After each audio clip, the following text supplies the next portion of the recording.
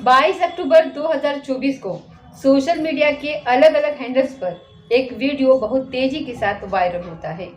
दरअसल वो वीडियो जारी किया था राज शेखावत ने। राज शेखावत छत्रकर्णी सेनापति के राष्ट्रीय अध्यक्ष होते हैं। वो कहते हैं कि हमारी धरोहर परम आदरणीय अमर सिंह, सुखदेव सिंह गोगामेड़ी, इनकी हत्या लॉरेंस बिश्नोई द्वारा कराई गई थी। जो पुलिसकर्मी लॉरेंस बिश्नोई का एनकाउंटर कर देगा, हमारी यानी कि कर्मी सेना उनको 1 करोड़ रुपए, 11 लाख रुपए, 111 रुपए का नगद पुरस्कार देगी, ऐसा घोषणा कर दी। जैसे ये वीडियो सोशल मीडिया पर वायरल होता है, उसके बाद मीडिया कर्मी सक्रिय हो जाते हैं और इस वीडियो प्रसारण को लेकर के कई तरीके के वीडियो या फिर न्यूज़ छापना शुरू कर देते हैं, प्रकाशित करना शुरू कर देते हैं। एक तरफ कुछ लोग कहने लगते हैं कि ये कहीं ना कहीं राजनीतिक स्टैंड है, कहीं ना कहीं ये अपने आप को, अपने नाम को चमकाने वाला स्टैंड है। तो एक तरफ लोग ये भी कह उठते हैं कि आखिरकार कहीं ऐसा ना हो कि कोई पुलिसकर्मी कोई जाकर के उसकी हत्या ना कर दे। तो दूसरी तरफ ये भी बात शुरू हो जाती है कि आखिरकार इन्होंने कानून तोड़ा है, इनके खिलाफ कोई ना कोई कार्रवाई ज़रूर होनी चाहिए। साथ ही जब मीडिया ने अपने अपने हिसाब से इस खबरों को बनाना शुरू किया, वीडियो जारी करना शुरू किया, तो इसके बाद जो लोग, आम जनता है, जो आम पब्लिक है, उसने इस वीडियो को देखना शुरू किया। तो उन्होंने, मोस्ट लोगों ने, ज़्यादातर लोगों ने, 90% लोगों ने कह सकते हैं, उन्होंने लॉरेंस बिश्नोई के समर्थन में ही अपना कमेंट करना शुरू कर दिया। और हद तो तक शुरू हो जाती है जब राज शेखावत के बारे में कहना शुरू कर देते हैं, शायद इनका भी वक्त आ चुका है। दरअसल लॉरेंस बिश्नोई पिछले 9 सालों से जेल के अंदर बंद है। ऐसी सलाखों के अंदर वो बंद है जहां पर एक सुई भी अंदर नहीं पहुंच सकती। तो आखिरकार कोई पुलिस वाला इतना बड़ा रिस्क क्यों लेगा? और क्या वाकई में सचमुच वो लॉरेंस बिश्नोई नहीं, जो बाहर सब कुछ चल रहा है, वो सब कुछ वही करा रहा है, या फिर उसके नाम का सहारा लिया जा रहा है? आज के इस कहानी के माध्यम से यही जानने की और यही समझने की कोशिश करते हैं। नमस्कार, स्वागत है आपका हमारे चैनल पर। आज की जो सच्ची घटना ये शुरू होती है, ये राजस्थान की राजधानी जयपुर से शुरू होती है। जयपुर का ही एक इलाका लगता है श्यामनगर, और राष्ट्रीय राजपूत करणी सेना के राष्ट्रीय अध्यक्ष सुखदेव सिंह गोगामेड़ी होते हैं, जो 5 दिसंबर 2023 के दोपहर लगभग 1 बजे के आसपास अपने ही घर के एक बैठक में बैठे हुए थे। इसी बीच में 3 शूटर आते हैं। तब तक उन्हें कोई जानता नहीं था कि ये वाकई में शूटर थे। वो तीनों आते हैं, आने के बाद सोफे पर बैठते हैं, बातचीत करना शुरू कर देते हैं, और बातचीत करने के दौरान ही इन्होंने अपने हाथों से हथियार निकाले, और हथियार निकालने के बाद एक के बाद एक लगभग 17 राउंड गोलियां चलाई जाती हैं। अब 3 शूटर में से 2 शूटर ऐसे होते हैं, वो तीसरे की भी हत्या कर देते हैं। साथ ही जब जा रहे थे, तो जाते जाते सुखदेव सिंह गोगामेड़ी के कनपट्टी पर बिल्कुल पिस्टल सटाते हैं और गोली मार देते हैं, यानी कि वो इनकी हत्या करने के लिए ही आए थे। और जब इत्मीनान हो जाता है कि ये मर चुके हैं, तो वहाँ से मौका पाते ही भाग जाते हैं। एक शूटर का नाम होता है रोहित राठौर, दूसरे शूटर का नाम होता है नितिन राठौर। ये लगभग 17 गोलियां चलाते हैं। यहाँ से भाग करके निकल ही रहे थे, यानी कि पुलिस इनका पीछा कर रही थी, ये आगे आगे भाग रहे थे, किसी न किसी चीज़ का सहारा ले रहे थे, और एक शहर से दूसरे शहर, दूसरे शहर से तीसरे, इस तरीके से चंडीगढ़ ये पहुँच जाते हैं। अब ये चंडीगढ़ पहुँचे भी नहीं थे 2 शूटर कि सोशल मीडिया पर एक पोस्ट बहुत तेज़ी के साथ वायरल होना शुरू हो जाता है। दरअसल पोस्ट होती है रोहित गोदारा उर्फ रावत रामस्वामी। रोहित गोदारा एक घोषणा करते हैं कि वो लॉरेंस गैंग का साथी है, और इस हत्याकांड को, यानी कि सुखदेव सिंह गोगामेड़ी की जो हत्या हुई है, वो उसी ने ही कराई है। उसने ही ये शूटर हायर किए हुए थे और उसी ने इनको भेजा था। उसके पीछे की जो वजह थी उसको डिटेल में वो नहीं बताता है। अब ये जिम्मेदारी बन जाती है पुलिस की। पुलिस अपना काम करती, उन्हें ढूंढने की कोशिश करती। अगले ही दिन ये 5 दिसंबर 2023 को यह हादसा हो जाता है, हत्या कर दी जाती है। अब ये 6 तारीख 7 तारीख लोग सड़कों पर उतर आते हैं बड़ी संख्या में। अब चाहे जयपुर हो, जोधपुर हो, उदयपुर हो, भीलवाड़ा हो, जिस शहर में देखो वहाँ पर बहुत तेज़ी से धरना प्रदर्शन, आगजनी, सड़कें जाम करना। तभी शायद तो ये 3 दिन पहले ही नई सरकार का गठन हुआ था। और फिर लोगों में जो उबाल फैलता है तो पुलिस के खिलाफ लोगों में बहुत ज़्यादा उबाल हो जाता है। लोग कह भी रहे थे कि पुलिस हमारे साथ है तो फिर हमें रोका क्यों जा रहा है। बस हमारा मकसद है सुखदेव सिंह गोगामेड़ी की जिन लोगों ने हत्या करी है उन्हें किसी भी कीमत पर बख्शा नहीं जाना चाहिए। जब तक न्याय उनको नहीं मिल जाता हम उनके डेड बॉडी को भी नहीं उठने देंगे, ना पोस्टमार्टम करने देंगे और ना ही इनके अंतिम संस्कार होने देंगे। लोगों में कुछ इस तरीके का उबाल था, हजारों के हजार लोग इकट्ठे हो रहे थे, सड़कों की सड़कों भर रही थी और जगह जगह गुस्से का एक सामना करना पड़ रहा था पुलिस को, प्रशासन को, साथ ही सारे पुलिस वालों को। और इस हत्याकांड को लगभग 11 महीने का समय बीत चुका है। यह हत्याकांड हुआ था 5 दिसंबर 2023 को। और अब जो मैं ये कहानी सुनाने जा रही हूँ, अक्टूबर 2024 की वो 22 तारीख है। ठीक 2 महीने बाद यानी कि नवंबर और दिसंबर शुरू हो जाएगा। लगभग 11 महीने का समय बीत चुका है। लेकिन 11 महीने में अभी पिछले दिनों 5/9/2024 को इस मामले में चार्जशीट जरूर लगी है, लेकिन पुलिस वाले अभी किसी ठोस नतीजे पर, किसी ठोस अंजाम पर नहीं पहुंच पाए हैं, क्योंकि इस मामले में अभी कोर्ट की तरफ से कोई फैसला नहीं आया हुआ है। यही नहीं, अभी इस मामले में कोई ठोस फैसला नहीं आया है। लेकिन इसी बीच 12 अक्टूबर 2024 की बात है, मुंबई का एक बांद्रा इलाका है जहां पर अजित पवार गुट के एक नेता जो कि 3 बार विधायक रह चुके हैं, 1 बार के वो मंत्री रह चुके हैं और उनकी अपनी एक बड़ी शोहरत होती है, क्योंकि वो मुंबई में हर साल रमज़ान के महीने में इफ्तार पार्टी करते थे। और इफ्तार पार्टी के अंदर चाहे वो महाराष्ट्र प्रदेश के मुख्यमंत्री हो, नेता हो, या फिर केंद्रीय मंत्री हो, या फिर बड़े बड़े नेता लोग हो, ये आया करते थे। साथ ही फिल्म एक्टर, एक्ट्रेस भी वहाँ पर आया करती थी। हर कोई इंतज़ार करता था, जो बड़े नामचीन लोग होते हैं, कि हम भी इस इफ्तार पार्टी का हिस्सा बने। दरअसल वह इफ्तार पार्टी दिया करते थे बाबा सिद्दीकी।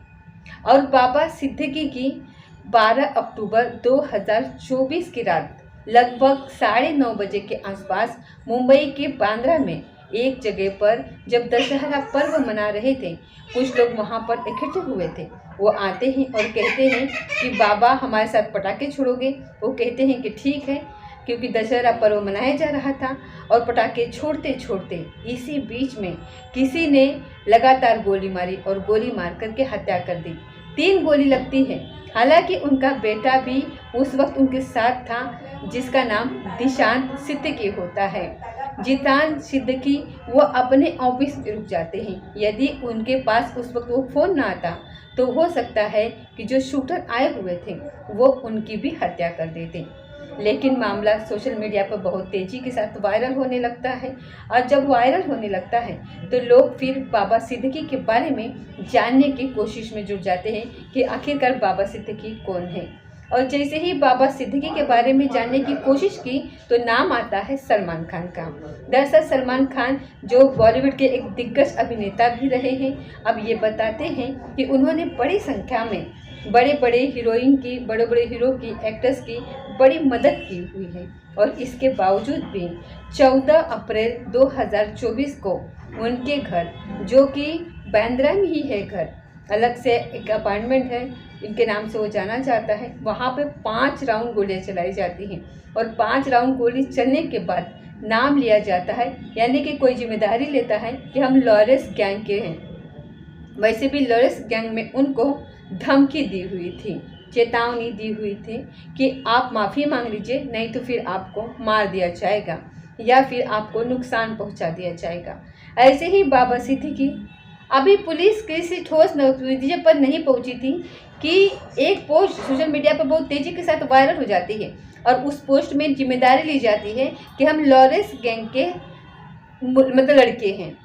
अब चाहे सलमान खान के घर पर गोली चलाने वाली बात हो, चाहे वो बाबा सिद्दीकी की हत्या करने वाली बात हो, या फिर सुखदेव सिंह गोगामेड़ी की हत्या करने वाली बात हो, उनके ही जो गुंडे होते हैं जो सोशल मीडिया पर आते हैं, खुलेआम ये चेतावनी देते हैं कि इस काम को हमने अंजाम दिया है। अब जब घटनाक्रम हो जाता है उसके बाद फिर सालों साल ये जो जांच पड़ताल होती है ये चलती रहती है, लेकिन कोई ठोस नतीजे वाली कोई खबर नहीं आती। इस मामले में ये बड़ा एक्शन लिया गया है और कोर्ट की तरफ से, इसीलिए उसमें सज़ा सुनाई गई है। सालों साल चलता रहता है मामला। अगर सालों साल ना चलता तो आपको याद होगा 29 मई 2022 को पंजाबी सिंगर सिद्धू मूसेवाला सरेआम उनको गोलियां मार करके हत्या कर दी जाती है। थोड़ी बहुत नहीं, अच्छी खासी लगभग 30 के आसपास उनको गोलियां मारी गई थी और उनकी भी घटनास्थल पर मौत हो जाती है और इसकी भी जिम्मेदारी गोल्डी बराड़ ने ली थी। ऐसा सोशल मीडिया पोस्ट जब वायरल होती है, गोल्ड बराड़ जो होते हैं वो कनाडा में रहते हैं और लॉरेंस बिश्नोई के बहुत ज़्यादा वो खास होते हैं। तो जब भी नाम आता है वो लॉरेंस बिश्नोई का ही नाम आता है, लेकिन लॉरेंस बिश्नोई अभी तक कहीं सीधे सीधे मामले में ये नहीं कहा कि मैंने उसे मारा है, क्योंकि वो कह भी नहीं सकते, क्योंकि वो जेल में बंद हैं। अब क्षेत्रीय करनी सेना के राष्ट्रीय अध्यक्ष राज शेखावत ने 1,11,11,111 रुपये की नगद पुरस्कार की घोषणा कर दी है। वो कहते हैं कि कोई भी पुलिसकर्मी लॉरेंस बिश्नोई का इनकाउंटर कर देगा तो हम उसको नगद पुरस्कार देंगे। दरअसल लॉरेंस बिश्नोई गुजरात के साबरमती जेल में है और साबरमती की जेल के अंदर पिछले कुछ महीने से या कुछ सालों से वहाँ बंद है। उससे पहले वो दिल्ली में रहे थे, उसके बाद वो अलग अलग जेलों में बंद है। अब कोई आदमी ऐसा कदम क्यों उठाएगा? ये जिम्मेदारी पुलिस को ही दी गई है। पुलिस को ये कहा गया है कि आप इस काम को कर दीजिए, हम ये पुरस्कार आपको दे देंगे। यदि कोई पुलिस वाला इस तरीके की हिम्मत भी जुटाएगा तो वहाँ पर कैसे जाएगा? ऐसे जेल के अंदर जहाँ पर एक सुई भी नहीं जा सकती। या तो ये जो ये बोला गया है, जज्बात में आके बोला गया है कि हमारे ही एक बड़े आदमी यानी कि सुखदेव सिंह गोगामेड़ी की जो हत्या कर दी गई है, उनके वजह से उस दर्द की वजह से जैसे जी रहे हैं, वैसे लॉरेंस बिश्नोई का जीना समाज के लिए बिल्कुल भी ठीक नहीं है। ये खतरा है पूरी तरीके से, इसीलिए पूरी दहशत फैली हुई है। या फिर ऐसा हो सकता है कि कहीं ना कहीं समाज में जो दहशत फैली हुई है वो दहशत हमेशा के लिए ख़त्म ही हो जाएगी अगर लॉरेंस बिश्नोई नहीं रहा तो। लेकिन ऐसा कदम कौन उठाएगा और क्यों उठाएगा? एक बात आपको बताते चले कि जिन जेलों में रह कर के लॉरेंस बिश्नोई ने कई इंटरव्यू भी दिए हैं, उनके पास मोबाइल भी देखे जाते हैं। ऐसा भी दावा किया जाता है कि वो पाकिस्तान के किसी व्यक्ति से फ़ोन पर भी बातचीत किया करते हैं, किसी पत्रकार से वो इंटरव्यू भी करते हैं। यहाँ तक तो ठीक है, लेकिन बात जब आती है जेल में रहकर ये सब कैसे पॉसिबल हो सकता है, तो एक बार का किस्सा मैं आपको ज़रूर सुनाना चाहूँगी। बहुत साल पुरानी ये बात है। हम एक बार एक व्यक्ति की मुलाकात करने के लिए जेल में जाते हैं।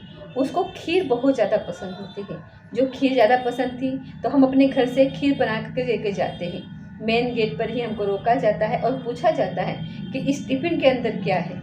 तो मैंने कहा कि इसके अंदर खीर है और जिससे हम मिलने के लिए जा रहे हैं उनको खीर बहुत ज़्यादा पसंद है। तो वो कहते हैं पुलिस वाले कि आप इस खीर को लेकर के नहीं जा सकते, या तो इसे बाहर रख के आइए या फिर आप इसको यहीं पर खा लीजिए। अब बाहर रखने की कोई व्यवस्था थी नहीं थी, क्योंकि अगर हम रखते तो शायद वो बेकार ही हो जाती, इसे का कोई मिसयूज कर देता या फिर कोई उस पर मुँह मार देता। तो इसलिए हमने सोचा कि बेकार न जाए, इसीलिए 3 साथी थे, हम तीनों ने थोड़ा थोड़ा करके उस खीर को पी लिया। अब इसी बात से अंदाज़ा लगा सकते हैं कि जेल के अंदर जब खाने की एक खीर नहीं जा सकती, कोई चीज़ नहीं जा सकती, तो आखिरकार लॉरेंस बिश्नोई जेल के अंदर पूरी प्लानिंग कैसे कर लेता है। जेल के अंदर से वो इंटरव्यू देता है, जेल के अंदर से वो सब कुछ कर लेता है और पूरे दुनिया में उसकी नेटवर्क भी फैल जाते हैं जेल के अंदर रहते हुए। जबकि जेल के अंदर एक सुई भी नहीं जा सकती, खीर नहीं जा सकती, पुलिस चाहे तो कुछ भी नहीं जा सकता। तो आखिरकार इससे साफ साफ ये अंदाज़ा लगाया जा सकता है कि लॉरेंस बिश्नोई अगर आराम से बैठा हुआ कुछ भी कर रहा है तो कहीं ना कहीं पुलिस प्रशासन जो कि जेल का होता है उसकी कहीं ना कहीं उसमें सहमति है। अब पुलिस प्रशासन को आखिरकार दबाव होगा कैसे, यहाँ तक कि जब जब भी बड़ी हस्ती, बड़े नेता, बड़े जो भी बड़े लोग होते हैं उनका जब पुलिस पर दबाव होता है तो पुलिस वही बोलना शुरू कर देते हैं जो बड़े लोग उनसे बुलवाते हैं।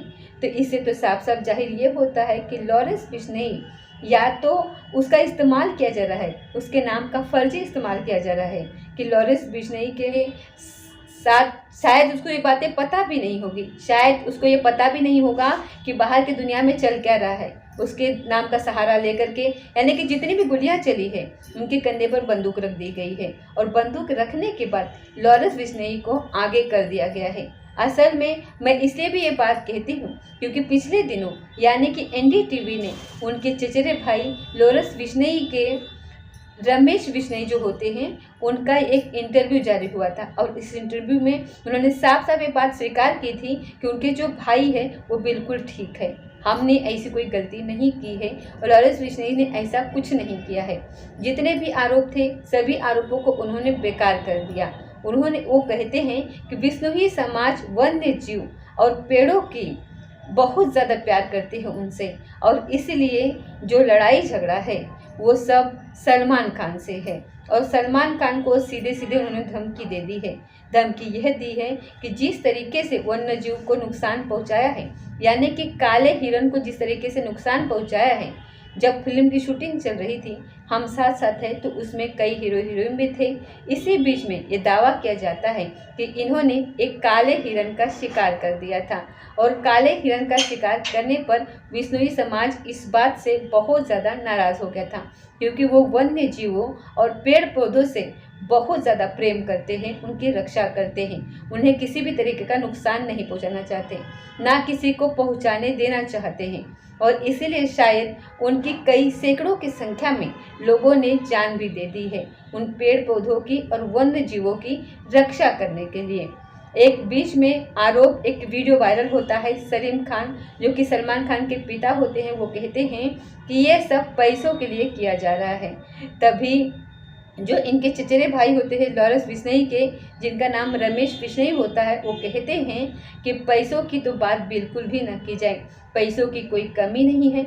लगभग 110 किले ज़मीन है, किला बोलते हैं ये राजस्थान के साइड में, और किला भी एक किला बड़ा होता है 7-8 बीघे का या फिर उससे भी ज़्यादा का होता है। तो ये ज़मीन की संख्या भी उनके पास अच्छी खासी है और अच्छी खासी जिसके पास ज़मीन हो उसके पास पैसे की कमी नहीं होती। और बचा हुआ एक हिस्सा शेयर करते हैं कि जब ये मामला ज़्यादा हाईलाइट हुआ था, शुरुआत के दौर की बात है, तब सलमान खान के परिवार के किसी व्यक्ति ने लॉरेंस बिश्नोई को एक चेक दिया था कि आप चेक भर लीजिए और इस चेक को भरने के बाद आप जो भी रकम मांगेंगे हम दे देंगे, लेकिन आप किसी तरीके का मामला पुलिस में मत करिए। लेकिन बिश्नोई समाज ने कोई पैसे नहीं लिए थे, ना तो पैसे की डिमांड करी थी। डिमांड है तो सिर्फ एक है कि यानी कि सलमान खान फिल्म अभिनेता बस माफ़ी मांग ले, माफ़ी मांगने के बाद सब कुछ खत्म हो जाएगा। लेकिन ये बात अब माफ़ी मांगने तक नहीं रही क्योंकि बात है मूंछों की लड़ाई। एक तरफ बिश्नोई समाज अपनी बात पर अड़ा हुआ है क्योंकि वो वन्य जीव और पेड़ पौधों से बहुत ज़्यादा प्यार करते हैं, और इधर सलमान खान का जो परिवार है वो कहता है कि नहीं, माफ़ी किस बात की, माफ़ी नहीं मांगी जाएगी। यही कारण है कि लगातार चाहे महाराष्ट्र सरकार हो या फिर केंद्र सरकार हो, सुरक्षा को लेकर के सलमान खान के वो तमाम तरीके के इंतज़ाम कर रही हैं और कहीं ना कहीं उन्हें खतरा भी बना हुआ है। अब ऐसी स्थिति में क्या लॉरेंस बिश्नोई जेल के अंदर से सब कुछ काम कर रहा है या फिर लॉरेंस बिश्नोई के कंधे पर बंदूक रख करके चलाई जा रही है। ये बात शायद कभी सामने ना भी आ पाए, क्योंकि जब लॉरेंस बिश्नोई के भाई रमेश बिश्नोई से पूछा गया तो उन्होंने कहा कि ये जिस तरीके से उनका नाम लिया जा रहा है, उनको बदनाम किया जा रहा है, यानी कि उन्हें बिल्कुल पूरी तरीके से फंसाया जा रहा है। लॉरेंस बिश्नोई का इसमें कहीं से कोई तक भी कोई नाम नहीं है। और कहते हैं कि किसी एक और कहानी इसमें है, जो छोटी सी कहानी है इसमें, कि एक आईपीएस ऑफिसर, एक सीधे सज्जन व्यक्ति नाम के व्यक्ति हैं, उन्होंने कहा कि मुझे एक गुंडे ने धमकी दी है। तो वो कहते हैं कि पुलिस से बड़ा कोई गुंडा नहीं हो सकता, आखिरकार पुलिस के रहते हुए तुम्हें कोई धमकी दे ही नहीं सकता। इस तरीके की जब आईपीएस ऑफिसर ने बात कही थी तो ये बात बिल्कुल सही है। अगर पुलिस का सहारा किसी को मिल जाए तो जाहिर सी बात है कुछ भी हो सकता है। कहीं ना कहीं हो सकता है कि इसमें क्या कहानी है क्या कहानी नहीं है।